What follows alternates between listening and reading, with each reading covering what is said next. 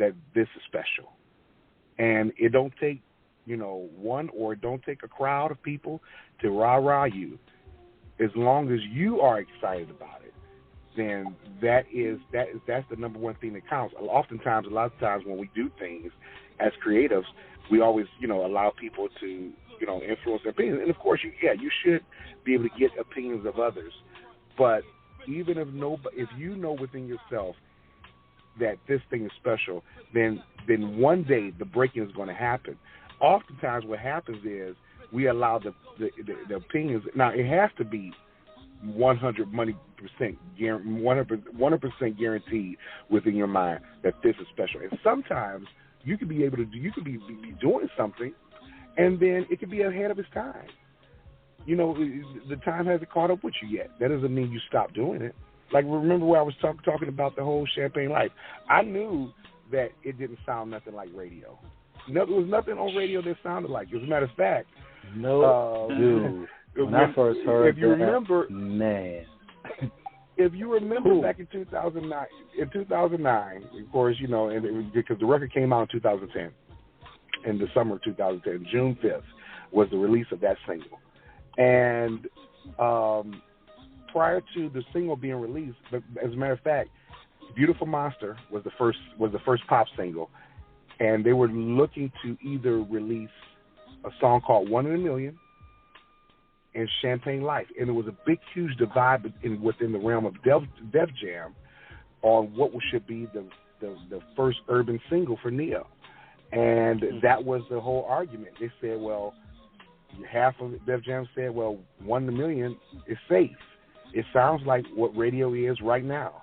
The other half said, hey, we need to take a chance because ain't nothing sounding like this, and this is huge. L.A. Reid decided. He says, okay, well, let's go with what's obvious. Let's go with "One in a Million."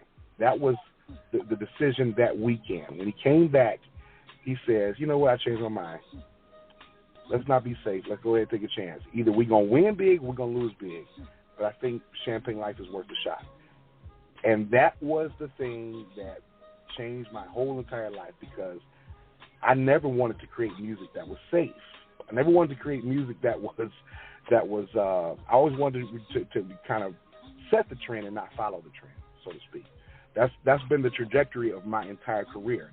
Always being what Wayne Gretzky has said. Wayne Gretzky, the great hockey player, for those that don't know, world famous hockey player, a great one, historic.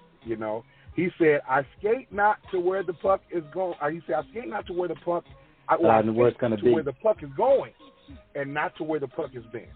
I skate towards where the puck is going, and not to where the puck has been." And so that's literally been my life. We have a word for that too, we got a word for that. It's called genius. It's called genius. Thank you, sir. Thank you. Yeah, no, that's was been a big record. My career. That was Champaign Life was one of the. That was a record to me that R&B needed, man, because around the 2009, 2010, it was starting to transition because labels were more so focused on rap and trap music. So he brought that purity back to R&B, which was needed. Yeah. Listen, I told y'all, I'm a historian. I love Michael Jackson. I just need to say it again. I love Michael Jackson. Why do you say you love Michael Jackson, D.Dorohn? Because he was not safe in his creativity. Like the imagination of when you turn on the record of Human Nature today, when you turn on the record of Lady of My Life, when you turn on the record of Remember the Time, when you turn on these records, it's like they are still, the sonic portion of the records are still not relevant. They're ahead of its time. People ain't even sounding like that stuff today, is what I'm saying. What they were doing back then. And even in today's times, a lot of my professional engineer friends, whether they're working on records, preparing for a mix for a record, or working to prepare a mix for a live nation concert type of sound, they will always turn on Thriller to tune the room. Why? Why? But when you look at it, because the Thriller.